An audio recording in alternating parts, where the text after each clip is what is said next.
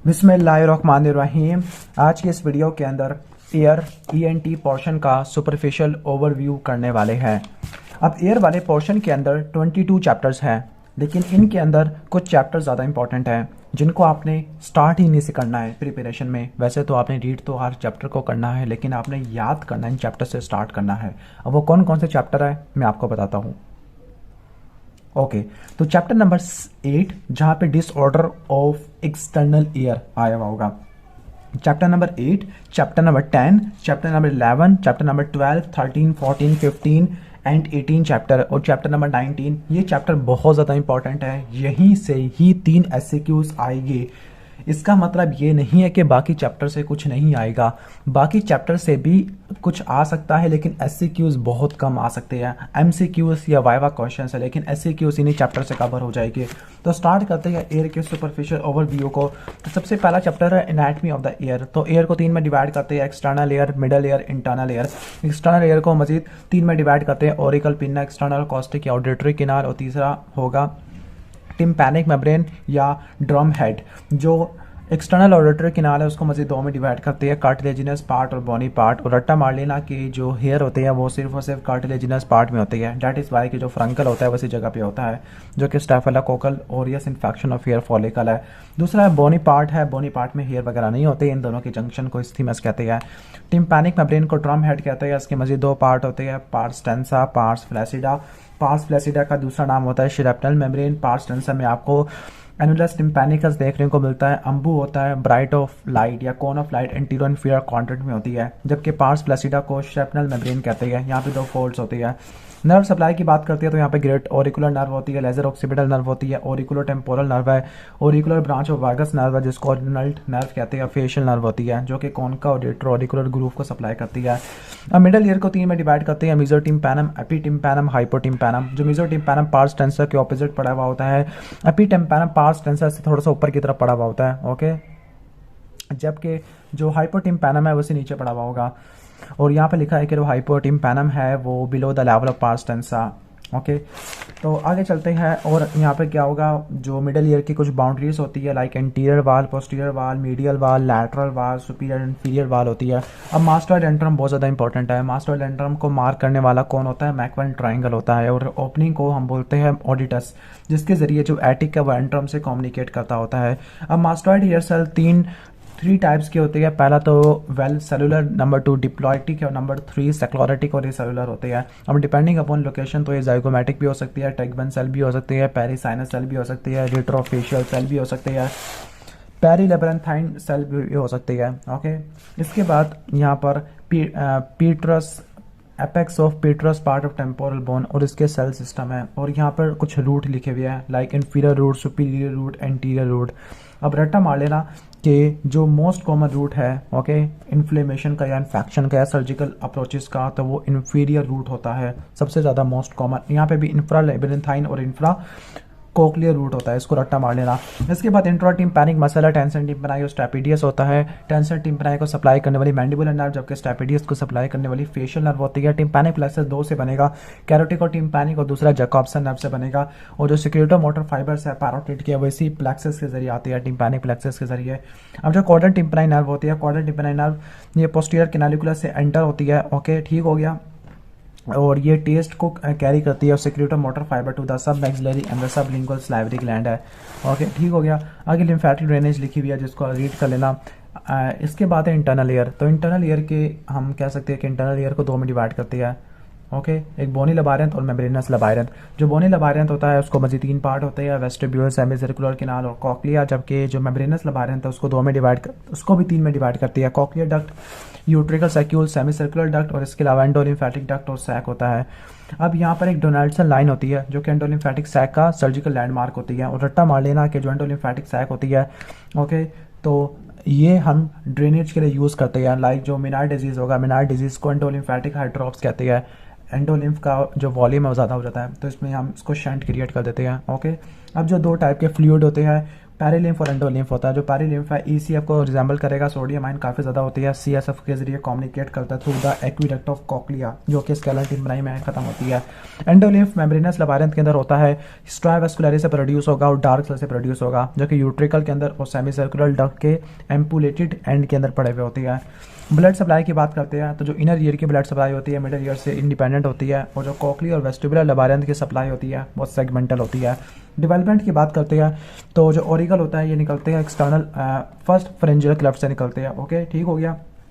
और जबकि external caustic metres ये भी फर्स्ट फ्रेंजियल क्लेफ्ट से निकलेगा। टिम्पैनिक मेम्ब्रेन तीनों जर्म से निकलती है, एक्टोडर्म से, मेसोडर्म से और एंडोडर्म से। जबकि मिडल ईयर क्लेफ्ट ये निकलते हैं endoderm of tuber tympanic recess, जो कि फर्स्ट और सेकंड फ्रेंजियल पाउच से निकलता है। ओके, जो मेम्ब्रेनस इनर या मेम्ब्रेनस इनर ईयर है वो निकलता होता है किस जगह से, वो निकलता होता है ectoderm in the hind brain, वहाँ से निकलता है, वहाँ से ऑडिटरी प्लेकॉर्ड होता है। जबकि ऑटिक कैप्सूल है उसकी जो डेवलपमेंट होती है वो आपको कहाँ से, मैंने आई थिंक यहाँ पे लिखा हुआ था ऑटिक कैप्सूल, तो ऑटिक कैप्सूल असल में मेसोडर्म से निकलता है। नेक्स्ट है peripheral receptor and the physiology of auditory and vestibular system. अब इस चैप्टर में क्या क्या चीज़ें हैं, इस चैप्टर में आपने ऑर्गन ऑफ कोटाई पढ़ना है। ऑर्गन ऑफ कोटाई के कुछ इंपॉर्टेंट पार्ट्स होते हैं, 4 इंपॉर्टेंट पार्ट है। Number 1 tunnel of Corti, number 2 hair cell, number 3 supporting cell और नंबर 4 टेक्टोरियल सेल मेम्ब्रेन होती है। ओके, एक और बात रट्टा मार लेना कि जो टेक्टोरियल मेम्ब्रेन ये वो मेम्ब्रेन होती है जो कि ऑर्गन ऑफ कोटाई को सपोर्ट करती है, ये एमसीक्यू आ सकता होता है। फिर इसके बाद ऑडिटरी पाथवे है। ऑडिटरी पाथवे किस तरह से होगा, फ्रॉम बिलो अपवर्ड, यानी कोक्लियर न्यूक्लियस है तो इसके बाद सुपीरियर लाइब्रेरी न्यूक्लियस होगा, फिर न्यूक्लियस ऑफ लैटरल लेमिनिस्कस है, फिर इंफीरियर कॉलिकुलस है, फिर मीडियल जेनिकुलेट बॉडी और फाइनली ऑडिटरी कॉर्टेक्स होता है। ओके, और एक और बात को याद रख लेना कि रोडी का सेशन होती है डिफरेंट लेवल्स पे होती है, दैट इज़ वाई कि जो एक कान होता है वो दोनों हेमिस्फीयर के अंदर रिप्रेजेंट होता है। इसका मिमोनिक भी लिखा हुआ है ई कुलाई मा, यानी 8th नर्व कॉक्लियर न्यूक्लियाई, तो उसका मिमोनिक भी है। फिजियोलॉजी ऑफ हेयरिंग है जो आई थिंक हमारे किसी काम के लिए आपने फिजियोलॉजी में पढ़ा था। अब इनर और आउटर हेयर सेल का डिफरेंस एग्जाम में आ सकता है कॉक्लियर के अंदर, तो एक बात को देख लेना कि जो आउटर होती है रिलेटिवली ज़्यादा होती है as compare to inner ear, इनकी ज़्यादा रोज होती है, इनकी शेप सिलेंड्रिकल होती है, उनके फ्लास्क शेप होती है, मेनली ई फ्रंट होती है। ओके, मेनली ये क्या होती है, ई फ्रंट होते हैं ये वाले, और आफ्रंट बहुत कम होते हैं, जबकि वो प्राइमरीली आफ्रंट थे इनर वाले। डेवलपमेंट की बात करते हैं तो ये लेट डेवलपमेंट होती है क्योंकि बहुत सारे होते हैं। फंक्शंस की बात करते हैं तो ये इनर हेयर सेल को मॉड्यूलेट करते हैं और ये इजीली डैमेज हो जाते हैं। नेक्स्ट हम आ जाते हैं यहाँ पर ट्रांसडक्शन मैकेनिज्म की तरफ। तो यहाँ पे ट्रैवलिंग वेव थ्योरी है। ट्रैवलिंग वेव थ्योरी का मतलब है कि जो साउंड वेव होती है डिपेंडिंग अपॉन इसकी फ्रीक्वेंसी क्या है, तो जब अपनी पार्टिकुलर फ्रीक्वेंसी पे पहुंचती है बेजिलर मेम्ब्रेन के ऊपर तो वहाँ पे मैक्सिमम एम्पलीट्यूड से स्ट्राइक करना शुरू कर देती है। जो हायर फ्रीक्वेंसी होती है बेजल टर्न पे, लो फ्रीक्वेंसी एपेक्स पे होती है, हेलिकोट्रीमा वाले लेवल पे होती है। ओके, ठीक हो गया। अब यहाँ पे इलेक्ट्रिकल पोटेंशियल भी आपने नोट कर लेना है। जो कोक्लिया में है, कोक्लिया में 3 टाइप के पोटेंशियल होगी, एंडोकोक्लियर, कोक्लियर, माइक्रोफोनिक और सोमेटिक पोटेंशियल, जबकि नर्व फाइबर के अंदर कंपाउंड एक्शन पोटेंशियल वगैरह होगा। वेस्टिबुलर सिस्टम के अंदर भी कुछ रिसेप्टर्स होते हैं, इसको देख लेना, आप रीड कर लेना, तो इंपॉर्टेंट नहीं है। ऑडियोलॉजी और एकॉस्टिक की बात करते हैं तो पहला है साउंड। साउंड एक एनर्जी होती है। साउंड ये भी देख लेना कि साउंड लिक्विड्स के अंदर और सॉलिड के अंदर रिलेटिवली ज़्यादा होती है as compare to gases. Frequency hertz में होती है। प्योर टोन एक सिंगल फ्रीक्वेंसी होती है। कॉम्प्लेक्स साउंड में एक से ज़्यादा फ्रीक्वेंसी होगी। पिच एक सब्जेक्टिव सेंसेशन है। पिच एक सब्जेक्टिव, जब तक किसी बंदे को सुनाई देगा पार्टिकुलर फ्रीक्वेंसी वाली साउंड तो उसको पिच कहते हैं, तो ये सब्जेक्टिव सेंसेशन होती है। ओवरटोन क्या होती है कि कॉम्प्लेक्स साउंड है जिसकी एक फंडामेंटल फ्रीक्वेंसी है, यानी ऐसी frequency lowest frequency eight which the sound vibrate, तो इससे ऊपर जो टोन से ऊपर होती है उनको ओवरटोन कहते हैं। ओके, ठीक हो गया। तो ये साउंड की क्वालिटी को डिटरमिन करती है। लाउडनेस इंटेंसिटी होती है। ओके, असल में जो लाउडनेस है वो सब्जेक्टिव सेंसेशन है किसकी, इंटेंसिटी की, जबकि इंटेंसिटी एक ऑब्जेक्टिव फिनोमिना है। ओके, ठीक हो गया। इसके बाद नॉइस 2 टाइप का होता है, 3 टाइप का होता है बल्कि। वाइट नॉइस, इसके अलावा होता है नैरो बैंड नॉइस, और तीसरा होता है स्पीच नॉइस। इसके बाद नेक्स्ट है मास्किंग। मास्किंग ये वो फिनोमिना है जिसमें एक साउंड जब आप सुन रहे होते हैं तो दूसरी साउंड आप सुनाई नहीं दे सकते होते, यानी आप एक कान को अगर एक साउंड से बिजी कर लेंगे ओके तो दूसरी साउंड आपको सुनाई नहीं देगी। This is called masking. Okay, तो मास्किंग आप बोन कंडक्शन टेस्ट वगैरह के अंदर करते हैं। अब साउंड प्रेशर लेवल है हमारे, वैसे कितने काम करनी है। ऑडियो मैट्रिक्स 0, ये जो हमारा हेयरिंग थ्रेशोल्ड होता है, यानी कम से कम इंटेंसिटी वाली साउंड जो कि नॉर्मल इंडिविजुअल सुन सकता है, तो उसको हम हेयरिंग थ्रेशोल्ड कहते हैं या ऑडियोमेट्री ज़ीरो कहते हैं। तो उसको 0 डेसिबल पे हम मार्क कर लेते हैं। आगे डिफरेंट है, उसको देख लेना। हेयरिंग लॉस 3 टाइप का होता है, कंडक्टिव, सेंसोरी न्यूरल और मिक्स्ड हेयरिंग लॉस। जो कंडक्टिव हेयरिंग लॉस होता है ये आपके एक्सटर्नल से लेकर मिडिल ईयर में मसला पड़ा हुआ होता है, यानी एक्सटर्नल ईयर की ऑब्स्ट्रक्शन हो सकती है, टिम्पैनिक मेम्ब्रेन की परफोरेशन हो सकती है, मिडिल ईयर में कोई फ्लूइड हो सकता है, या ओसिकल फिक्स हो सकती है, ओसिकल्स का डिसरप्शन हो सकती है, या यूस्टेशियन ट्यूब की ऑब्स्ट्रक्शन है। जबकि सेंसोरी न्यूरल हेयरिंग लॉस है, ओके ठीक है, वो उसमें मसला कोक्लिया में पड़ा हो सकता है या नर्वस सिस्टम के अंदर पड़ा हुआ हो सकता है। अगर मसला कोक्लिया के अंदर है तो वो सेंसरी होती है, अगर नर्वस सिस्टम के अंदर मसला पड़ा हुआ है तो वो एर्थ का भी हो सकता है और सेंट्रल पाथवे का भी हो सकता है, तो उसको न्यूरल कहते हैं। ओके, तो अगर कोक्लिया का मसला है, ठीक है, तो कोक्लिया का मसला है तो हम उसको क्या बोलते हैं, हम सेंसरी।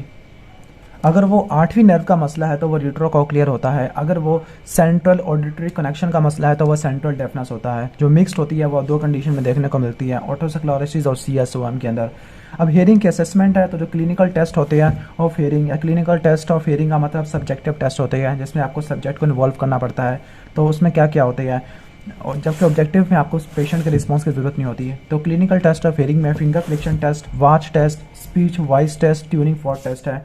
ट्यूनिंग फॉर्क टेस्ट में 2 चीज़ें मॉनिटर करोगे, एयर कंडक्शन और बोन कंडक्शन। अब ये भी 4 टाइप की होती है ट्यूनिंग फॉर्क टेस्ट, वैसे 4 नहीं बहुत सारे टाइप्स की है।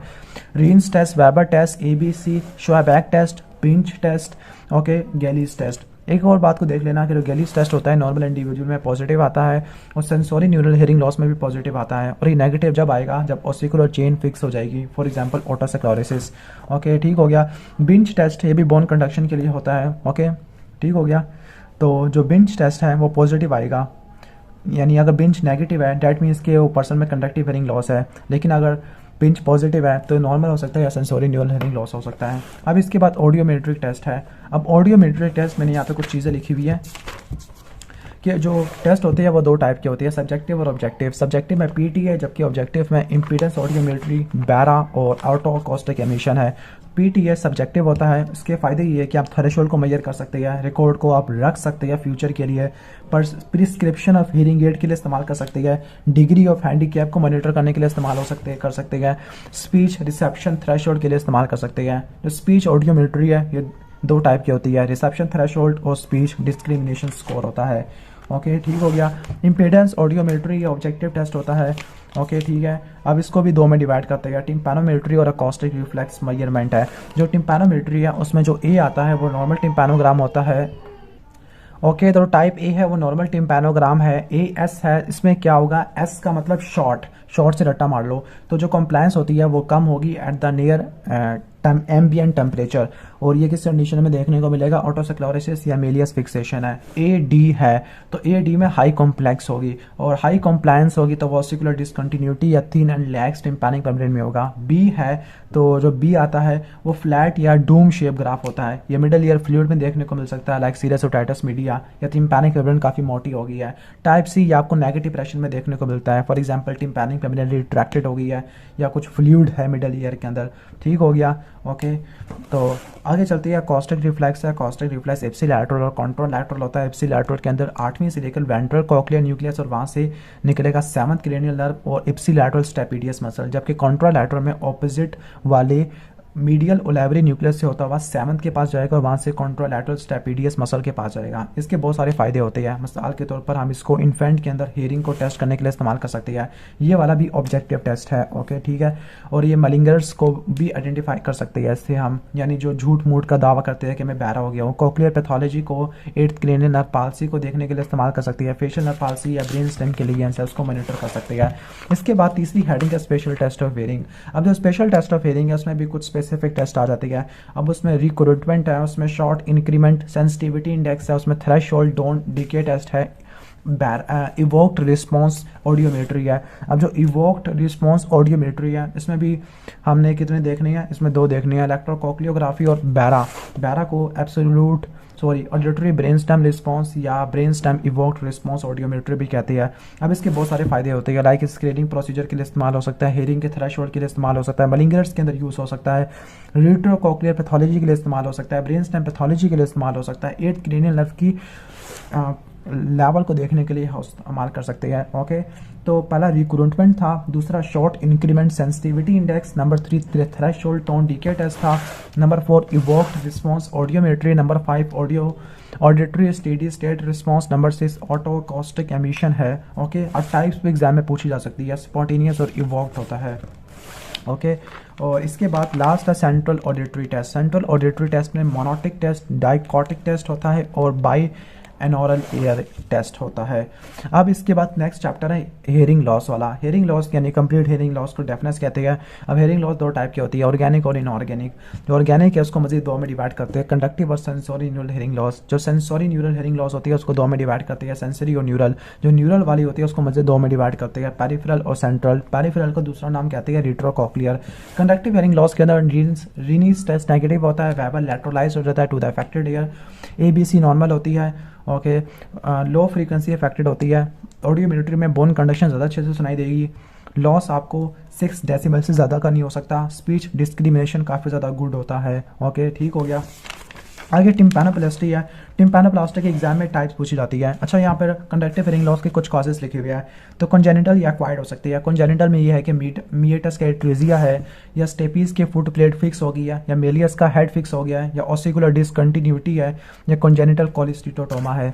जबकि एक्वायर्ड में मसला एक्सटर्नल ईयर और मिडल ईयर में पड़ा हुआ होगा। एक्सटर्नल ईयर में मसला ये कि ऑब्स्ट्रक्शन है, ऑब्स्ट्रक्शन के भी कुछ कॉजेज होते हैं, like wax, foreign body furuncle, inflammatory, swelling है, बिनाइन या मैलिग्नेंट ट्यूमर या एट्रीजिया है। जबकि मिडल ईयर में मसला ये हो सकता है कि टिम्पैनिक मेम्ब्रेन की परफोरेशन है, ट्रॉमेटिक इन्फेक्टिव हो सकती है, फ्लूइड है, for example acute otitis media, mass है, for example benign malignant tuber, ossicular disruption है, फॉर एग्जांपल ऑसिकुलर चेन को नुकसान पहुंच गया, क्रोनिक सुपरेटिव ओटाइटिस मीडिया है, कोलिस्टिटोटोमा है, फिक्सेशन ऑफ ऑसिकल्स है, for example otosclerosis, tympanosclerosis, adhesive otitis media, या यूस्टेशियन ट्यूब की ब्लॉकेड है जिसकी वजह से नेगेटिव प्रेशर आ जाएगा। नेगेटिव प्रेशर अगर मिडिल ईयर के अंदर होगा तो टिम्पैनिक मेम्ब्रेन रिट्रैक्ट कर जाएगी, सीरियस ओटाइटिस मीडिया वगैरह क्रिएट हो जाएगा।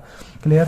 अब जो एग्जाम में पूछा जाता है कि टिम्पैनोप्लास्टी की कौन सी 5 टाइप्स होती है, तो जो टाइप 1 है उसको मेनिंजोप्लास्टी कहते हैं, टाइप 2 को कुछ भी नहीं कहते, टाइप 3 को हम मेनिंजोस्टेपिडियोपेक्सी या कोलोमिलर टिम्पैनोप्लास्टी कहते हैं, टाइप 4 को कुछ भी नहीं कहते, टाइप 5 को फेनेस्ट्रेशन कहते हैं। तो पहला, तीसरा और पांचवें का नाम है, दूसरा और चौथे का कोई नाम नहीं है। अब जो मटेरियल यूज होता है वो 3 टाइप का होता है, ऑटो, एलो और होमोग्राफ।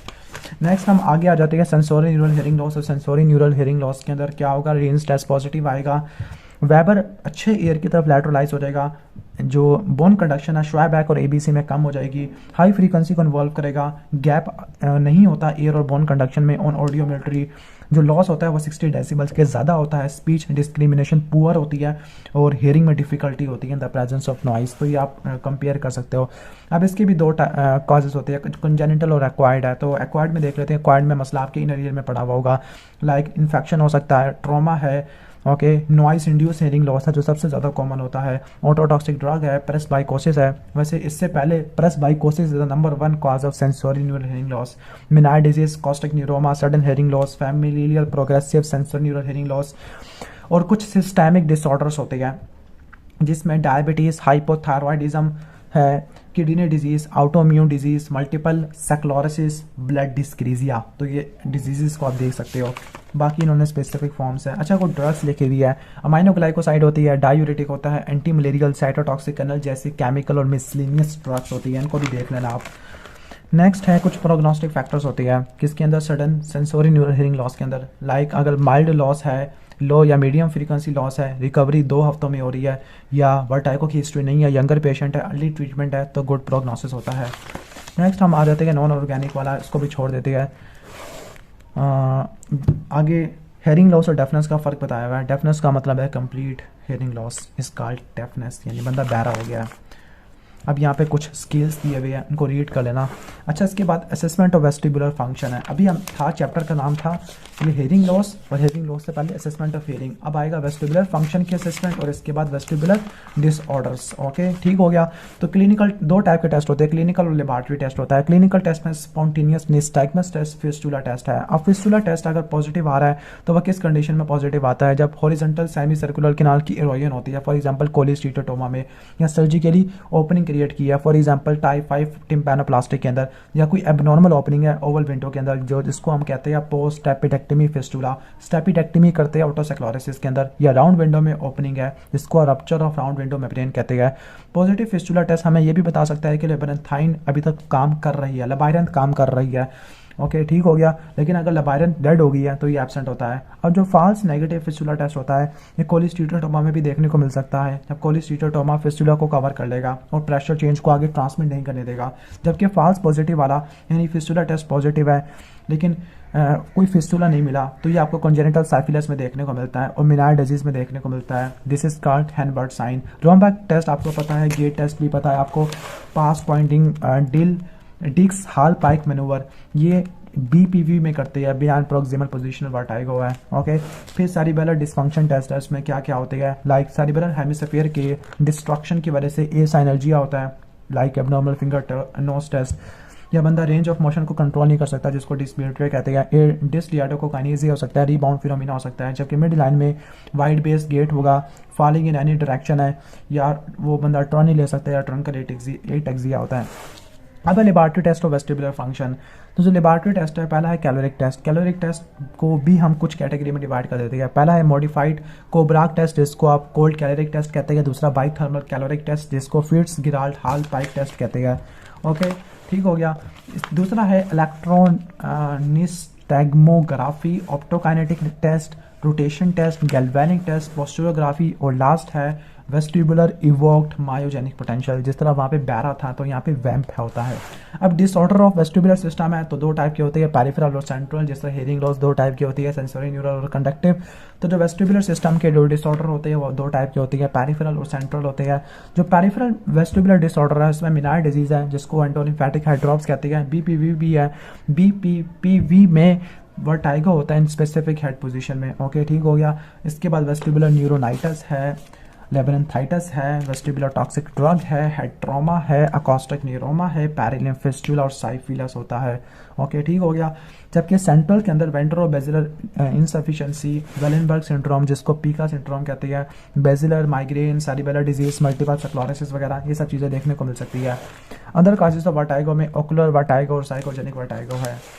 अब प्रॉपर स्टार्ट हो रहा है तो पहला जो मेन इंपॉर्टेंट चैप्टर है वो है डिजीजेस ऑफ एक्सटर्नल ईयर। तो एक्सटर्नल ईयर को तीन में डिवाइड करेंगे, पिन्ना, एक्सटर्नल अकोस्टिक कैनाल, और इसके बाद तीसरा होगा टिम्पैनिक मेम्ब्रेन। और जो डिजीज़ हो गए कुछ कंजेनिटल हो गए, कुछ इन्फेक्टिव होती है, कुछ इन्फ्लेमेटरी होती है, कुछ ट्रोमेटिक होती है, कुछ कहने का मतलब है कि कुछ ट्यूमर्स वगैरह होते हैं या मिसलेनियस कंडीशन होती है। पिन्ना के जो तीन तरह के डिजीज़ आपने पढ़ने हैं मेनली, कॉन्जेनिटल होगा, दूसरा ट्रोमेटिक होगा, तीसरा इन्फ्लेमेटरी होगा। तो कॉन्जेनिटल में पिन्ना छोटा हो सकता है, पिन्ना होगा ही नहीं, या पिन्ना काफ़ी बड़ा होगा, या प्रोट्रूडिंग ईयर है जिसको बैट ईयर या प्रोमिनेंट ईयर या प्रोट्रूडिंग ईयर कहते हैं। कप ईयर हो सकती है due to hypoplasia of upper 1/3 of auricle जिसको लॉप ईयर कहते हैं। क्रिप्टोशिया हो सकता है जिसमें अपर 1/3 ऑफ ऑरिकल स्काल्प के अंदर स्किन के अंदर एम्बेडेड होगा। कोलोबोमा हो सकता है। माइनर डिफॉर्मिटी हो सकती है, ईयर लोब्यूल की डिफॉर्मिटी हो सकती है, पेरी ऑलिगुलर सिस, साइनस, फिस्टुला, पिट्स, डिप्रेशन हो सकती है। जबकि ट्रोमा टू द ऑरिकल के अंदर cauliflower ear, pugilistic ear, boxer ear है, लैसिरेशन है, एवलियन है, फ्रॉस्टबाइट है और किलॉइड ऑफ ऑरिकल है। इन्फ्लेमेशन के अंदर तीन है। पहला है पेरिकॉन्ड्राइटिस जो कि सूडोमोनास की वजह से होता है, दूसरा रिलैप्सिंग पॉलीकॉन्ड्राइटिस और तीसरा होता है कॉन्ड्रोडर्मेटाइटिस नोडुलरिस क्रोनिकस हेलिक्सिस, बड़ा मुश्किल नाम है इसका। और लास्ट है ट्यूमर्स को अलग चैप्टर में एक्सप्लेन करेगा। Diseases of external auditory canal में एक डिजीज को उन्होंने ऐड कर दिया है वो है मिसलेनियस कंडीशन, बाकी सारे वही पिन्ना वाली हेडिंग्स चलेगी। कॉन्जेनिटल में एट्रेजिया है, कोलैरल फिस्टुला है, ट्रॉमा में लैसिरेशन वगैरह हो सकती है। इन्फ्लेमेशन बहुत इंपॉर्टेंट है, इन्फ्लेमेशन इन्फेक्टिव और नॉन इन्फेक्टिव हो सकती है। जो इन्फेक्टिव होती है या उसको हम कह सकती है कि हम कैसे इन्फ्लेमेटरी भी बोल सकते हैं क्योंकि इन्फ्लेमेशन होगी, वैसे दोनों में इन्फ्लेमेशन होती है। इन्फेक्टिव को तीन में डिवाइड करते हैं, बैक्टीरियल, फंगल और वायरल। बैक्टीरियल को तीन में डिवाइड करते हैं, localize otitis externa, diffuse otitis externa और मैलिग्नेंट ओटाइटिस एक्सटर्ना। फंगल में ओटोमाइकोसिस, वायरसेस में हर्पीज जोस्टोटिकस और ओटाइटिस एक्सटर्ना हेमरेजिका जिसको मेनिंजाइटिस बुलूजा कहते हैं। जो रिएक्टिव है उसको तीन में डिवाइड करते हैं, neurodermatitis, seborrhoeic otitis externa, eczematous otitis externa. ठीक है, बाकी इनकी डिस्क्रिप्शन वगैरह बाद में देख लेंगे। जो मिसलेनियस कंडीशन है इसमें इम्पैक्टेड वैक्स या सिरोमन है, फॉरेन बॉडी ऑफ एयर है। ओके, और एक और बात को देख लेना कि जो होता है वैक्स को रिमूव करने के लिए कॉटन बड को यूज़ नहीं करना चाहिए, क्योंकि जो कॉटन बड्स होते हैं ये वैक्स को टिम्पैनिक मेम्ब्रेन के पास फेंक देते हैं। ओके, तीसरा केराटोसिस ऑब्चुरन है और चौथा एक्वायर्ड स्टेनोसिस है। अब डिजीजेस ऑफ टिम्पैनिक मेम्ब्रेन है तो इसमें टिम्पैनिक मेम्ब्रेन रिट्रैक्ट हो सकती है, मेनिंजाइटिस बुलोजा हो सकता है, herpes zoster ओटिकस हो सकता है, मेनिंजाइटिस ग्रैनुलोमा हो सकता है, टिम्पैनिक मेम्ब्रेन की परफोरेशन हो सकती है। और जब टिम्पैनिक मेम्ब्रेन की परफोरेशन होगी तो आपने इस चीज़ को याद रखना है, नो एयर ड्रॉप। इसके बाद एयरट्रॉफिक टिम्पैनिक मेम्ब्रेन है, रिट्रैक्शन पॉकेट्स एंड एटिलेक्टेसिस है, टिम्पैनोसेक्लोरिसिस और परफोरेशन वगैरह आ जाती है। अब इसके बाद Eustachian tube and it's disorder है। तो यूस्टेशियन ट्यूब आपको पता है कि यूस्टेशियन ट्यूब को फेरेंटोटिम्पैनिक ट्यूब या ऑडिटरी ट्यूब भी कहते हैं। अब यहाँ पे तीन मसल अटैच होते हैं, टेंसर विलाई पैलाटिनी, लिवेटर विलाई पैलाटिनी और साल्पिंजो फेरेंजियस, जिसको ओपन और क्लोज कर देती है। अब इसके फंक्शन क्या है? यूस्टेशियन ट्यूब का पहला फंक्शन है कि वेंटिलेशन करना और मिडल ईयर के प्रेशर को रेगुलेट करना। नंबर 2 है कि प्रोटेक्शन करना against the nasopharyngeal sound pressure and protection against reflux of nasopharyngeal secretion. और लास्ट है clearance of middle ear secretion है। अब यूस्टेशियन ट्यूब के फंक्शन को चेक करने के लिए कुछ बहुत सारे टेस्ट करते हैं। पहला वाल्सल्वा टेस्ट, दूसरा Politzer test, number 3 catheterization test, number 4 Toynbee test, number 5 tympanometry, number 6 radiological test, number 7 saccharin test, number 8 sonotubometry test. जबकि डिसऑर्डर ऑफ यूस्टेशियन ट्यूब में कौन कौन से आपने पढ़ने हैं? पहला ट्यूबल ब्लॉकेड है। ओके, ठीक है। ओके, और यूस्टेशियन ट्यूब के ब्लॉकेट के क्या क्या कॉजेज हो सकते हैं? Upper respiratory tract infection, allergy, sinusitis, nasal polyp, DNS, hypertrophic adenoid, nasopharyngeal tumour, cleft palate है, सब म्यूकस क्लेफ्ट पैलेट है, डाउन सिंड्रोम है या फंक्शनल वगैरह हो सकती है। ठीक है, एक कंडीशन है जिसको बोलते हैं पैचुलस टिम्पैनिक मेम्ब्रेन, पैचुलस यूस्टेशियन ट्यूब। इस कंडीशन के अंदर यूस्टेशियन ट्यूब पेटेंट होती है। तो ये वेट लॉस के साथ एसोसिएटेड होती है, यानी जैसे ही बंदे का वेट कम होता है तो जो ओस्टमैन पैड ऑफ फैट है जो कि क्लोज करती है यूस्टेशियन ट्यूब को, तो वो कम हो जाती है। इसकी वजह से जो यूस्टेशियन ट्यूब है वो पेटेंट हो जाती है। This is called patulous Eustachian tube. अब यूस्टेशियन ट्यूब के एग्जामिनेशन के लिए 2 एंड्स को देखती है, pharyngeal end the tympanic end. Okay, ठीक हो गया। तो हमने चैप्टर नंबर 9 तक देख लिया है। अब नेक्स्ट वीडियो के अंदर हम आगे चैप्टर नंबर 10 से लेकर चैप्टर नंबर 22 के सुपरफिशियल ओवरव्यू की बात करेंगे। तो अगर आपने वीडियो को लाइक नहीं किया तो वीडियो को लाइक कर देना, चैनल पर नहीं हो तो सब्सक्राइब कर देना।